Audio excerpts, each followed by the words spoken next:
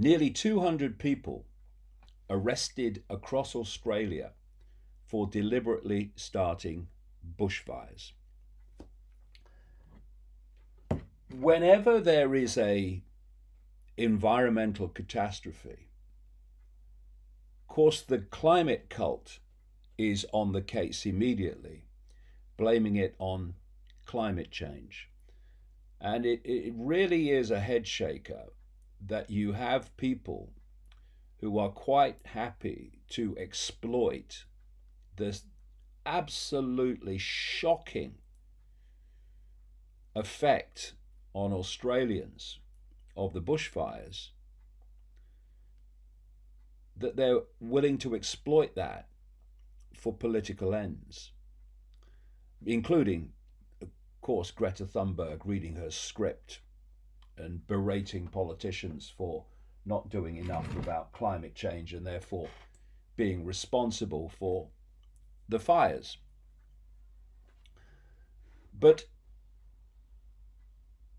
here we have nearly 200 people arrested for deliberately starting them. And that's only 200, nearly 200 that have been arrested. How many others have there been that have never been caught? And it's clear that this whole Australian bushfire story is not as it's being reported in terms of the cause. And we come back to the question, again, as we always should, who benefits? Who benefits from the fires? Well, one group of people who benefit are those that want to transform human society through the justification of we must save the world from climate change. And also, driving people out of the rural areas into cities is massively part of the global plan. So here's the story. Australia's authorities have arrested close to 200 people for deliberately starting the bushfires that have devastated the country. Yet the media and celebrities continue to blame climate change for the disaster. The fires have caused at least 18 deaths, destroyed thousands of homes, millions of hectares of land, and killed hundreds of millions of animals. A total of 183 people have been arrested by police in Queensland, New South Wales, Victoria, South Australia, and Tasmania for lighting bushfires over the last few months, figures obtained by news agency AAP show. In New South Wales, 24 people were arrested for arson, risking prison sentences of up to 25 years. I mean, think of the level of psychopathy it's necessary to have to light fires on purpose when you have already seen the devastation that other fires have caused. In Queensland, police concluded that 103 of the fires had been deliberately lit, with 98 people, 67 of them juveniles, having been identified as the culprits. The link between arsonists and the deadly fires that devastate Australia every summer is well known and well documented, with the rate of deliberately lit fires escalating rapidly during the school holiday period, says one report. Around 85% of bushfires are caused by humans either deliberately or accidentally starting them, according to Dr. Paul Reed, co-director of the National Centre for Research in Bushfire and Arson. Quote, about 85% are related to human activity, 13% confirmed arson, and 37% suspected arson. The remainder are usually due to reckless firelighting or even just children playing with fire. Reed also highlighted the link between school holidays and kids starting fires, commenting, school holidays are a prime time for firebugs, but especially over summer. The kids have got time to get out there and light, and the most dangerous adults choose hot days. But no, it's climate change because it suits the agenda. And what you have is this stream of mendacious propaganda. Whenever there is a hurricane, there's more hurricanes than ever. No, there's not. Or it's tornadoes, more. No, there's not. And so it goes on. Oh, the polar bears are dying. Oh, no, they're not. As the figures show.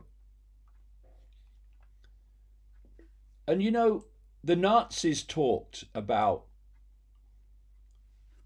propaganda in terms of the bigger the lie, the more will believe it. And that's a big point of resistance for many people to actually see the scale of lies that they're being subjected to, because the lies are so massive and so constant that people's reaction is, no, they wouldn't lie that much. I know they lie, but I mean, they wouldn't lie that much. They can't all be lying. But of course, they're not all lying in the sense of defining a lie as saying something you know not to be true. What happens is the core lies, and then great numbers of people in science and the climate cult, etc., and in the mentality of the woke, then believe the lies and perpetuate the lies while thinking the lies are true. This is how it works. And then, of course, people who've been lied to and have repeated the lies and campaigned on the lies, they are massively resistant to information showing that they were lies because they don't want to admit either to others or themselves that they've been massively, unbelievably scammed. So you have all these pressures and forces at work that perpetuate the insanity that the gas of life, carbon dioxide, is a threat to the world.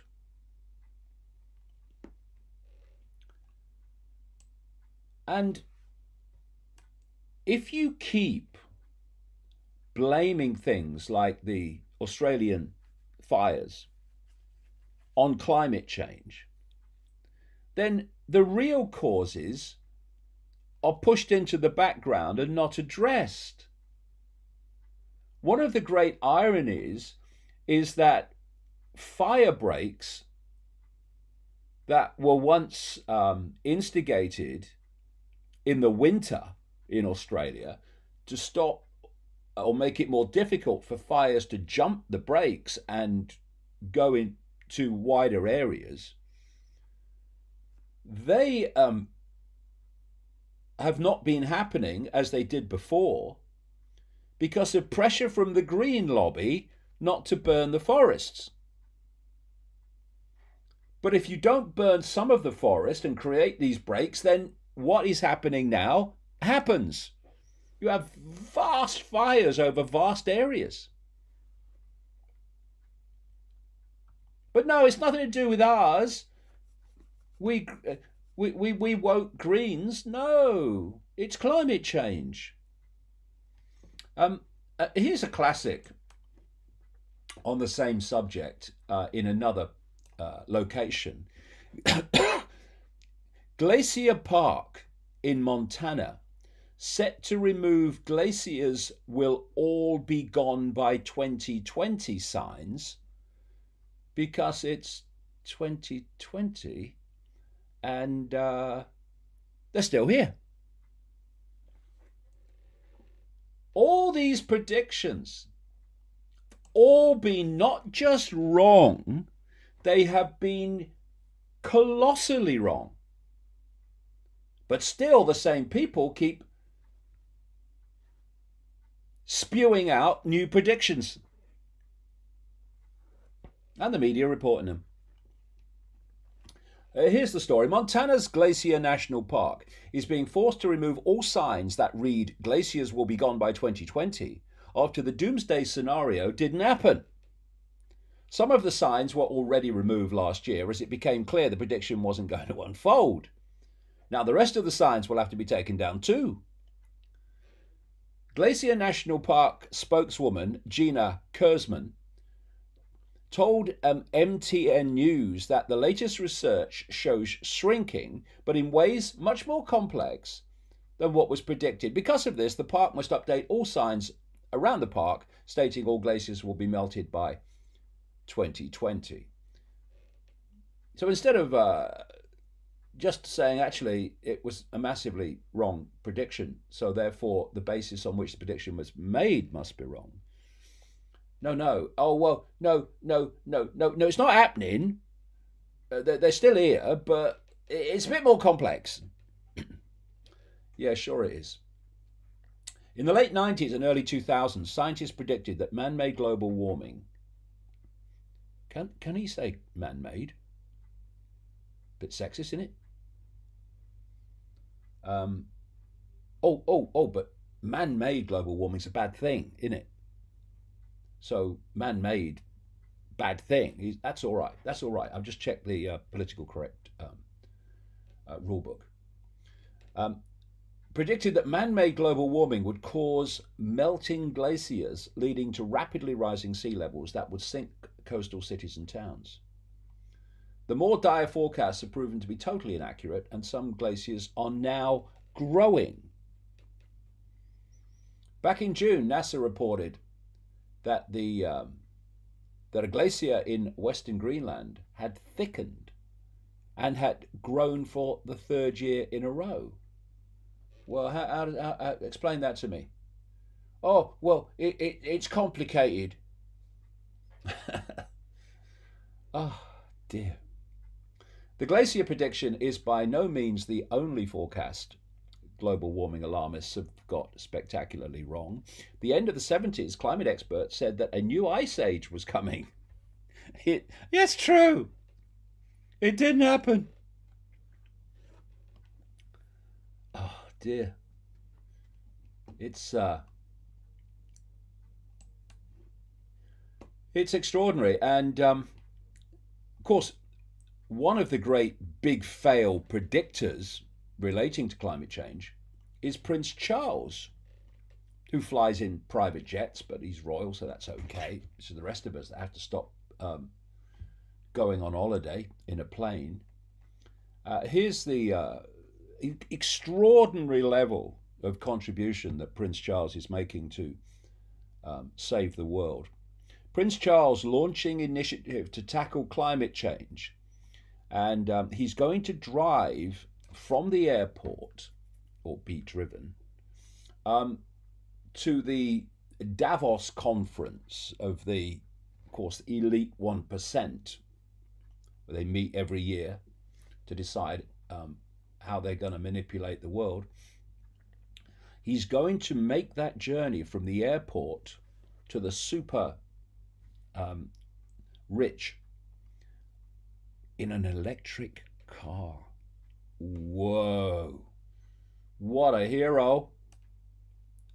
And of course the electric cars are being pushed by the climate cult, which is an expression of the global cult, because it's all moving towards autonomous vehicles where the computer will decide where you go and not yourself.